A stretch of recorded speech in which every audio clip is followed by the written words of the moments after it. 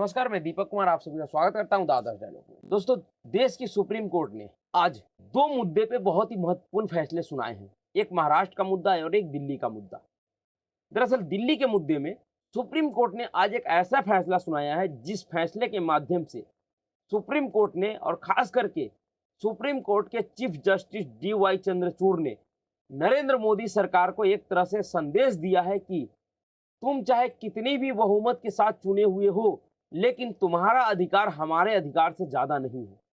इस देश में वही होगा जो हम चाहेंगे। सुप्रीम कोर्ट के ऐसे चीफ जस्टिस ने कह भी चुका है सुप्रीम कोर्ट में कि यह मेरी अदालत है, यहाँ पे मेरी मर्जी चलेगी, मैं जो चाहूंगा वही होगा। उसी तरह से आज उन्होंने इस फैसले के ऊपर, जिस फैसले का कोई मतलब नहीं बनता है, इससे कोई बहुत बड़ा प्रभाव नहीं हो रहा है, लेकिन आज सुप्रीम कोर्ट ने अपने फैसले के द्वारा नरेंद्र मोदी सरकार के नैतिक मूल्यों का कबर खोदने का काम किया है। कहीं ना कहीं सुप्रीम कोर्ट ने यह स्पष्ट किया है कि नरेंद्र मोदी सरकार अनैतिक काम कर रही है। दरअसल विपक्ष के मुद्दों को अब सुप्रीम कोर्ट के जज और सुप्रीम कोर्ट में बैठे हुए जस्टिस लड़ना शुरू कर दिए। नरेंद्र मोदी सरकार के खिलाफ सिर्फ इस देश का विपक्षी दल ही नहीं है, इस देश के संवैधानिक पद पे बैठे हुए लोग भी हैं। इस देश के सिर्फ राजनीतिक पार्टियां ही नरेंद्र मोदी सरकार का कब्र नहीं खोद रही है, इस देश के संवैधानिक पदों पे बैठे हुए लोग भी नरेंद्र मोदी सरकार का कब्र खोद रही हैं। क्योंकि आज सुप्रीम कोर्ट ने दिल्ली सरकार के मामले में एक फैसला दिया है। दरअसल वो मामला क्या था? वह मामला था दिल्ली सरकार और केंद्र सरकार के बीच में एक टकराव चल रही थी, और वह टकराव इस विषय पे चल रही थी कि दिल्ली में जो उच्च अधिकारी है, ज्वाइंट सेक्रेटरी लेवल और सेक्रेटरी लेवल के अधिकारी है, उसके ट्रांसफर पोस्टिंग का अधिकार किसके पास होना चाहिए, केंद्र सरकार के पास या दिल्ली सरकार के पास? उसी विषय में सुप्रीम कोर्ट ने कहा है कि एक चुनी हुई सरकार के पास जवाबदेही तय करने के लिए सारे अधिकार होना जरूरी है। शायद इस फैसले के यह फैसला देते समय सुप्रीम कोर्ट के माननीय न्यायाधीश इस बात को दरकिनार कर दिए कि दिल्ली एक पूर्ण राज्य नहीं है, वह एक केंद्र शासित प्रदेश है, और दिल्ली में गवर्नर नहीं, लेफ्टिनेंट गवर्नर बैठते हैं, जिसका पावर गवर्नर से कहीं ज्यादा अधिक होती है। और सुप्रीम कोर्ट ने फैसला दिया है, इसे तो सबको मानना पड़ेगा। अब इसके खिलाफ केंद्र सरकार क्या करती है वो एक अलग विषय है, लेकिन सुप्रीम कोर्ट ने यह फैसला एक ऐसे वक्त में दिया है जिस समय सुप्रीम कोर्ट ये साफ साफ देख रहा है, उसमें बैठे हुए मिलॉर्ड भी देख रहे हैं कि अरविंद केजरीवाल का शासन करने का मॉडल क्या है, किस मॉडल के आधार पे अरविंद केजरीवाल शासन कर रहे हैं इस देश में। जहां भी उनकी सरकार है, वह अरविंद केजरीवाल जो कह रही है कि दिल्ली में उनके पास कोई अधिकार नहीं है, वो किसी IAS ऑफिसर से लेके और एक चपरासी तक को ट्रांसफर नहीं कर सकते हैं। अगर वो रिश्वतखोरी के मामले में पकड़े जाए तो उसके ऊपर कोई कार्रवाई नहीं कर सकते हैं। उसी केजरीवाल और उसी आम आदमी पार्टी को पंजाब में सारे अधिकार मिले हैं, और उन अधिकारों का पंजाब में कितना सदुपयोग कर रहा है आम आदमी और अरविंद केजरीवाल, वह सब देख रहे हैं कि जिस पंजाब में 2022 के चुनाव से पहले एक इतनी अराजक स्थिति नहीं थी, उस पंजाब में आज क्या हालात है। जबकि उस पंजाब में पुलिस भी अरविंद केजरीवाल के हाथ में है, सारी प्रशासनिक अधिकारी भी, सारी प्रशासनिक व्यवस्था भी अरविंद केजरीवाल के हाथ में। उस पंजाब का क्या हाल है? और ऐसे वक्त में सुप्रीम कोर्ट का यह फैसला, शायद सुप्रीम कोर्ट इस फैसले के पीछे का मकसद ये रहा होगा कि जो अरविंद केजरीवाल और केंद्र सरकार के बीच में जो टकराव चल रहा है, उन टकरावों में कमी आएगी। लेकिन क्या ऐसा हो पाएगा, यह तो आने वाला वक्त बताएगा। लेकिन अरविंद केजरीवाल और केंद्र सरकार के बीच में ये टकराव हमेशा क्यों चलती रहती है, इसका कारण क्या है? दरअसल इसका कारण यह है कि आज से पहले दिल्ली में जितनी भी सरकारें रही हो, चाहे वो किसी भी पार्टी का रहा हो, कोई भी मुख्यमंत्री रहा हो, उसका टकराव केंद्र सरकार या LG के साथ इतनी ज्यादा नहीं होती थी जितनी ज्यादा अरविंद केजरीवाल का। और उसका साफ साफ कारण यह है कि पहले की नेताओं या सरकारों को दिल्ली में किए हुए काम के आधार पे पूरे देश में चुनावी प्रचार नहीं करना होता था, पूरे देश में उसे वोट नहीं मांगना होता था। जबकि अभी वर्तमान में अरविंद केजरीवाल को दिल्ली में काम किए हुए, दिल्ली के कामों के आधार पे पूरे देश में अलग अलग राज्यों के चुनाव में वोट मांगना होता है, उस उन मुद्दों को वह चुनावी मुद्दा बनाते हैं। और इसी वजह से दिल्ली सरकार और अरविंद केजरीवाल और दिल्ली के एलजी उपराज्यपाल के बीच में टकराव हमेशा चलती रहती है और ये आगे भी चलती रहेगी। सुप्रीम कोर्ट के इस फैसले के बाद भी कुछ नहीं बदलने वाला है। अब जो टकराव पहले कम थी, जो दिल्ली के एलजी और दिल्ली सरकार के बीच में रहती थी, अब वो टकराव दिल्ली सरकार और दिल्ली के आईएएस एसोसिएशन के बीच हो सकती है।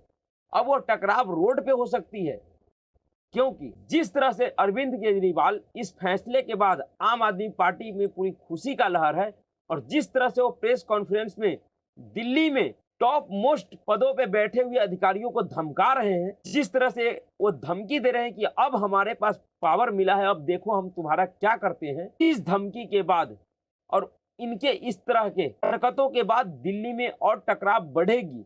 अब डायरेक्ट दिल्ली और दिल्ली के कर्मचारियों के बीच टकराव बढ़ेगी, क्योंकि दिल्ली में जिस तरह के घोटालों का खुलासे हो रहा था, उन खुलासों के ऊपर कहीं ना कहीं उन खुलासों को दबाने के लिए अब अरविंद केजरीवाल और उनकी पार्टी, उनकी सरकार सरकारी अधिकारियों के ऊपर दबाव बनाएंगे। और हो सकता है इनके दबाव के आगे कुछ सरकारी अफसर झुक भी जाए और उन मुद्दों में अब कुछ विक्रम हो। लेकिन जिस तरह का नियति है अरविंद केजरीवाल का, जिस तरह का राजनीति करने का तौर तरीका अरविंद केजरीवाल का, ऐसा नहीं लगता कि अरविंद केजरीवाल और आम आदमी पार्टी के सरकार और अफसरों के बीच में कोई असमंजस की स्थिति बनेगी, टकराव और बढ़ेगा। क्योंकि आप समझिए कि अगर किसी भी प्रदेश में, दिल्ली में ही ले लीजिए, दिल्ली में जितने भी जिले हैं, उस जिले में जिला अधिकारी को नियुक्त करेगा दिल्ली सरकार और उस जिले के एसपी को नियुक्त करेगा केंद्र सरकार। अब समझिए इस बात को कि अगर कभी एसपी और जिला अधिकारी के कार्य क्षेत्र में कोई व्यवधान उत्पन्न होता है, उसके लेकर कोई समस्या होता है, तो उसकी जवाबदेही कौन तय करेगा?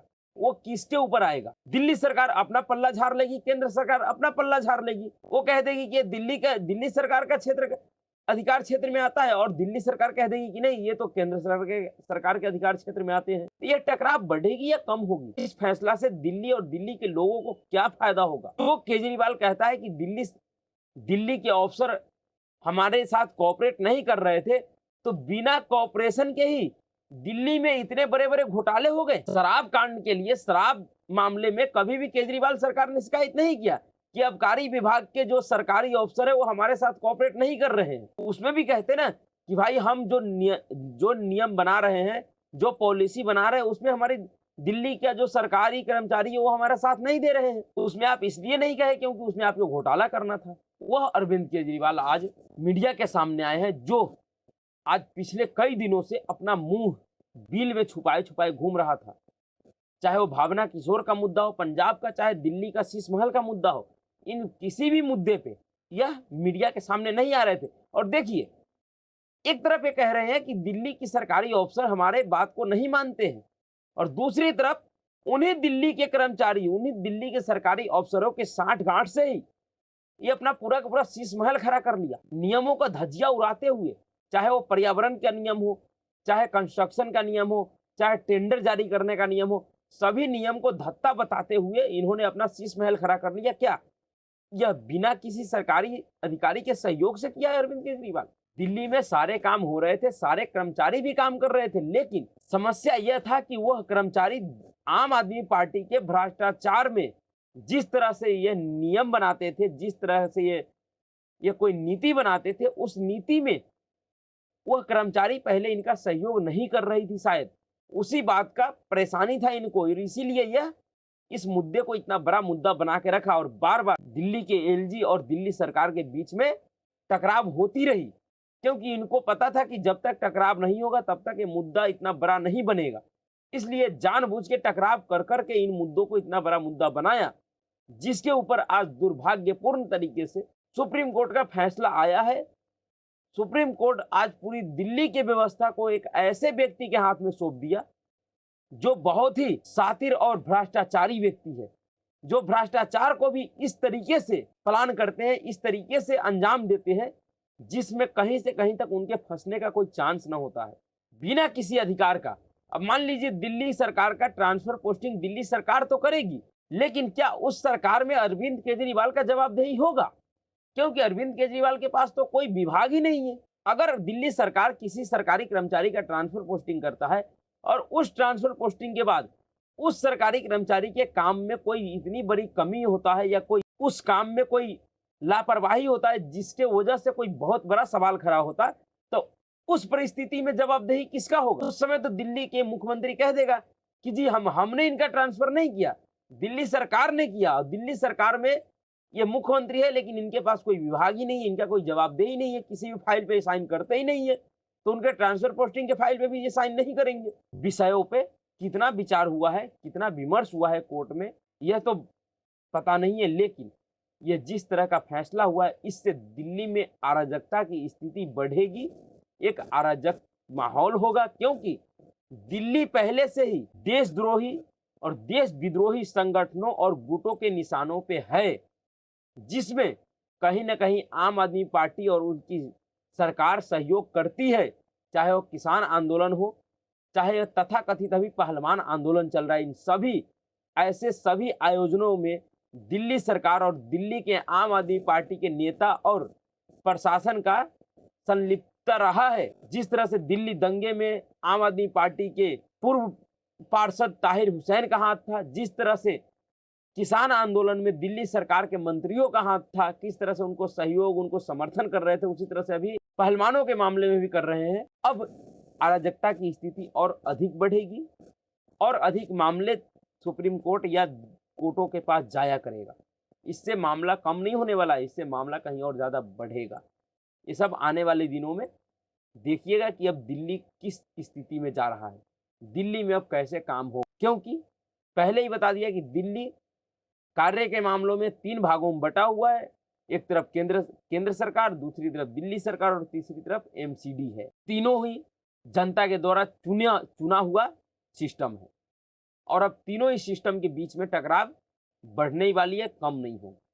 अब इसमें सुप्रीम कोर्ट भी आ जाए। तो अभी के लिए इतना ही। अगर आपको वीडियो अच्छा लगा तो वीडियो को लाइक कीजिए, शेयर कीजिए और चैनल को सब्सक्राइब कीजिए। नमस्कार।